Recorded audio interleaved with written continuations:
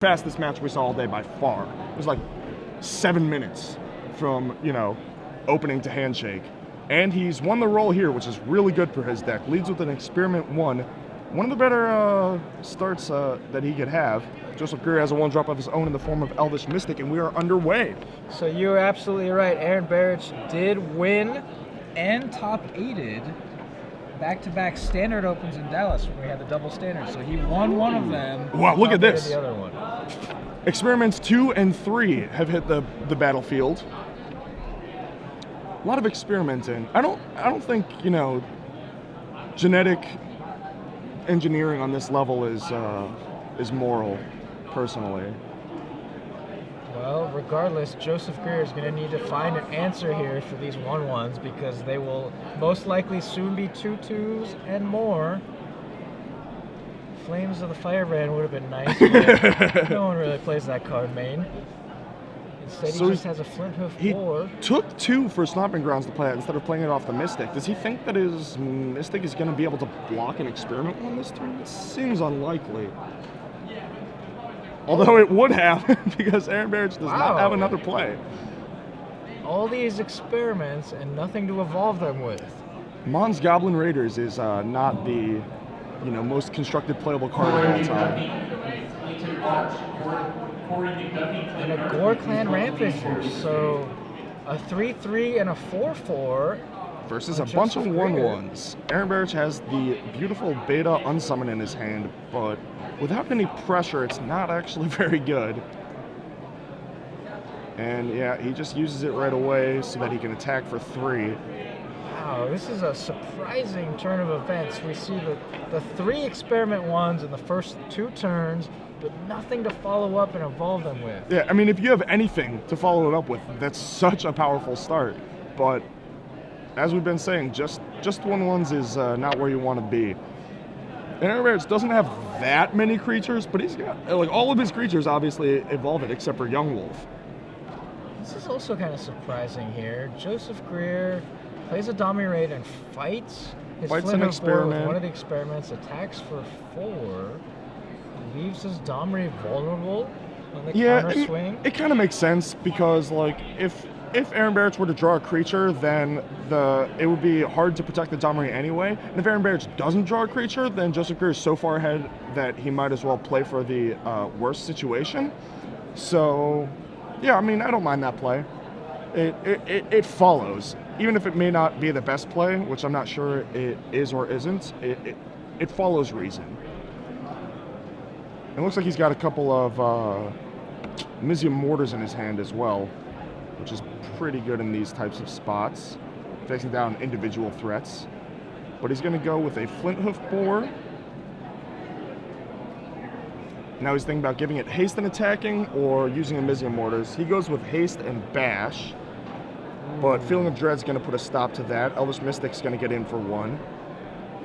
And Rapid Hybridization, one of his Experiment 1s. So he gets to ambush the Mystic and put a +1/+1 counter on the Experiment 1. So not bad. Yeah, I mean, it's like a 2 for 2, sort of. But he started with 3 Experiment 1s, and he only has 1 left. That is a 2-2. And the big finish, Young Wolf. Not actually the worst chump blocker, but also unfortunate that he drew that after the Rapid Hybridization. Yeah. So, Mizium Mortars takes out. Ooh, Scavenging Ooze. That guy evolves himself. He doesn't need any help evolving. It's actually quite a good draw because he has enough mana to pump it out of Mizium Mortars range, which is the only real removal that these red-green decks play.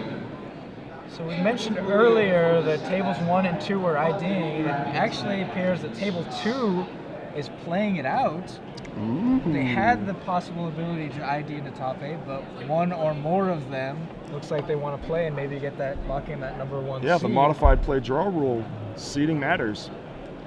That's going to open up another potential top 8 berth for another table down the line. Mizium Mortars, the Experiment 1. He can't get the Ooze. He could have theoretically suicided a boar into the Ooze and killed it, but I agree that that's not the best way to play it. The Ooze pumps up to 5/5, gains a bunch of life, and now the tables have turned just like that. It only took one card, the Scavenging Ooze. And Joseph's missing a bunch of land drops, so he's presumably has some power in his hand. We know he has a Gore-Clan Rampager, and it looks like he has a Thundermaw as well. And Strangleroot Geist that he hasn't had time to deploy. He's never been able to do two things in a turn because he's choked on mana, and he's, short from playing 4 and 5 drops. So Aaron Barich might be able to get back in this if he can get his aggression on. I mean, Joseph Greer is at a fairly low life total. Young Wolf is going to suicide itself to grow up a little, mature, as wolves do. And it is now a 2-2 after being blocked by a boar. And Joseph Greer draws a mountain. That is a big one. Not only the 4th land, but the 2nd red source. That's going to open up a lot of doors for him going forward. Looks like he has 2 Thundermaws, so really he just needs to survive until he can deploy some Thundermaws, which will close out the game quite quickly. But in the meantime, he is under a decent amount of pressure from that Scavenging Ooze. With the feeling of dread in the yard. Not quite open yet for the Thundermaws. Threatening. Just cast the Rampager. The Scavenging Ooze continues to grow. Continues to gain Aaron back life. He has lethal on board, so if he were to draw another Feeling of Dread or I guess his Unsummon's already gone, but a Simic Charm or Selesnya Charm, or I guess Selesnya Charm doesn't do it. But, if he draws another way to get rid of a blocker, he does have a lethal board. He's going to pass. Joseph Greer really looking for that 5th land to start dropping some Thundermaw Hellkites. Yeah, it looks like he's still short, but he's got, a Strangleroot Geist, some other things he could possibly do. Attack with 1 boar and 1 boar alone. This boar attack indicates a Gore-Clan Rampager, which he chooses not to use, but rather cast as a 4/4 after the Young Wolf jumps in front. So you have to use all your stuff for value. Just because. Yeah. Didn't like the way it was looking at me. Aaron Barich continues to flood out. Still just needs, one more piece to be able to get through for lethal. Where Joseph Greer is trying to get enough things on board that he doesn't die to this Alpha Strike, this Feeling of Dread fueled Alpha Strike, as well as try and get Aaron Barich dead before he draws enough Falter-esque effects to get through for lethal. Oh man, Falter-esque effects. Yes. My favorite.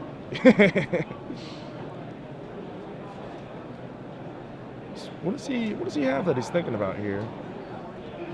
I mean, surely either Feeling of Dread in the graveyard. Yeah.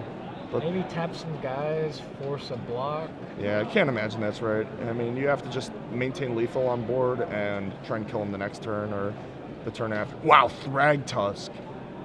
That definitely changes the math, and now Aaron Barich's chances in this game have dropped to near 0. Oh, looks like he has a rapid hybridization. He went from, only needing one of a subset of maybe 10 cards in his deck to basically drawing dead. Once that 5th land came off, a Thragtusk and now a never-ending train of Thundermaw Hellkites is going to come off the top, or come off of Joseph Greer's hand. And Aaron Barich is under the gun, only drawing more lands. Doesn't look too good. It's another land. Hallowed Fountain tapped. And here comes another Hellkite. That Defensive Feeling of Dread time? Yeah. That's never a good spot to be in. It has to be. How do you win then, though? You don't? Like, theoretically, you can... How do you win if you take 10 right here? 8, 9, 10, 11. He has 11, so he doesn't even have... Wait, if he rapid hybridizations, his last card was rapid hybridization, he actually missed a shot at lethal there. You couldn't tell if it was, but he could have rapid hybridization his own dude. And that's exactly 13. You're saying if he drew another Feeling of Dread. So yeah, if he drew one of his 2 Feeling of Dreads, he could have won. Instead, he is basically drawing dead. So there you see rapid hybridization, a functional reprint of Pongify.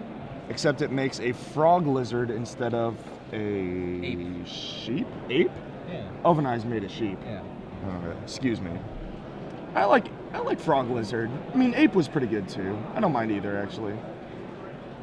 That guy not only ripping off his shirt, but his skin can turn into a frog That is lizard. gross.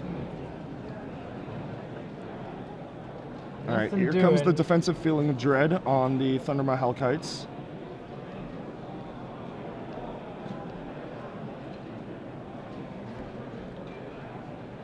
Looks like he did some quick math and found an answer. The answer was to attack with everything. I mean, I assume that means at least another Gorklan Rampager. Probably something else. Because... well, I guess the other Rampagers trample naturally, so yeah, this is just a Rampager, which is a lethal attack. And I can't imagine that Aaron Barich can not lose any creatures and somehow add 2 powers to his board and survive the attack with only 2 cards in hand. But he's gonna try, and he is welcome to. Block all the things. Yes.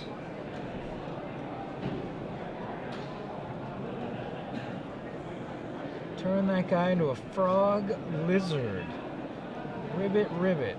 That also gives him another Scavenging Ooze activation, which is another life.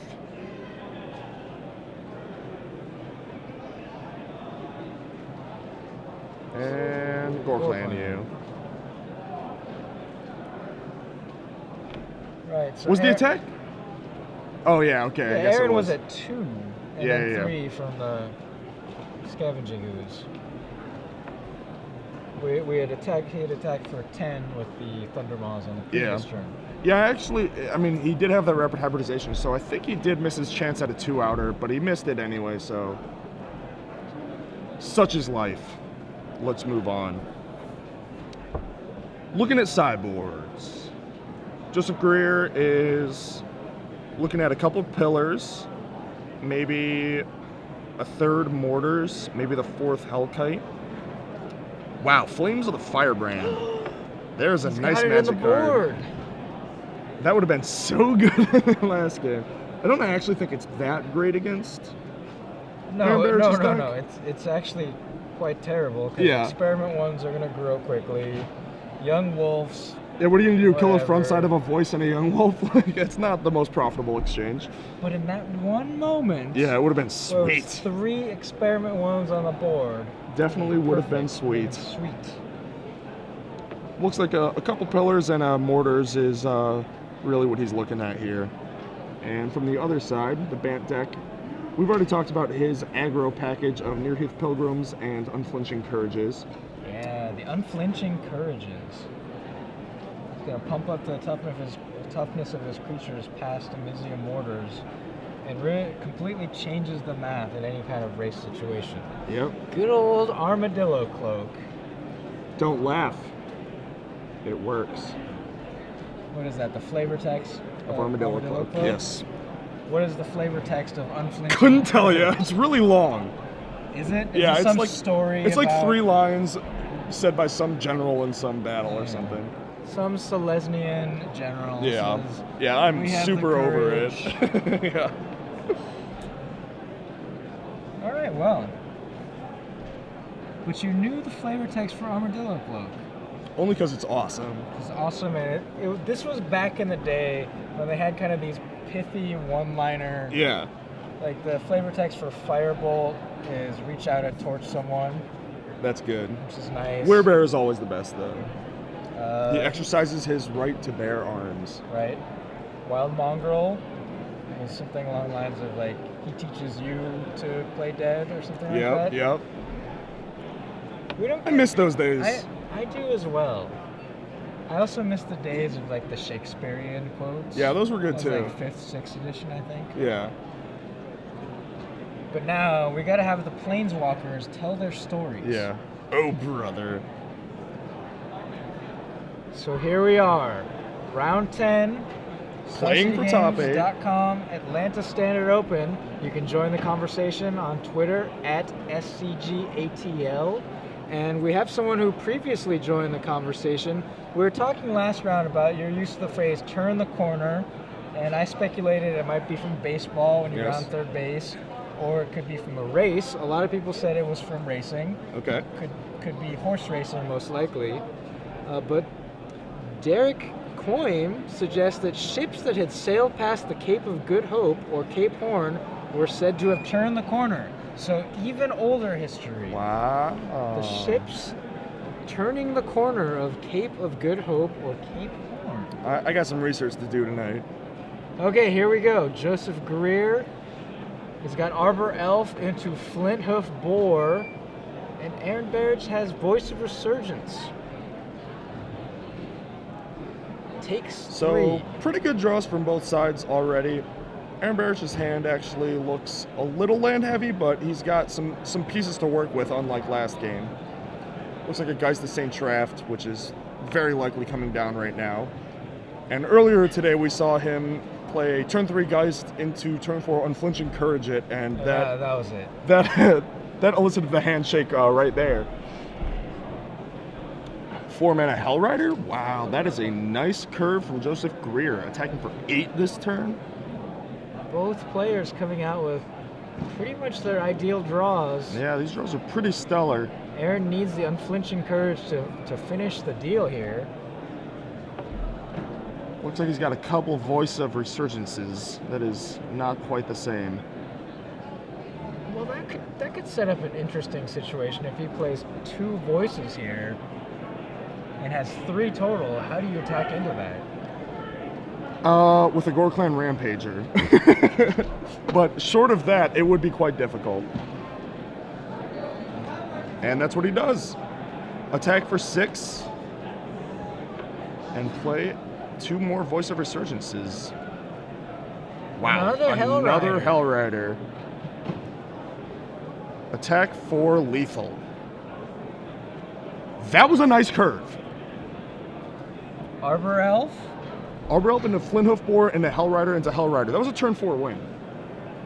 That is what we just saw. Joseph Greer. That was a turn 4 win through resistance. Like, through creature, like, through blockers.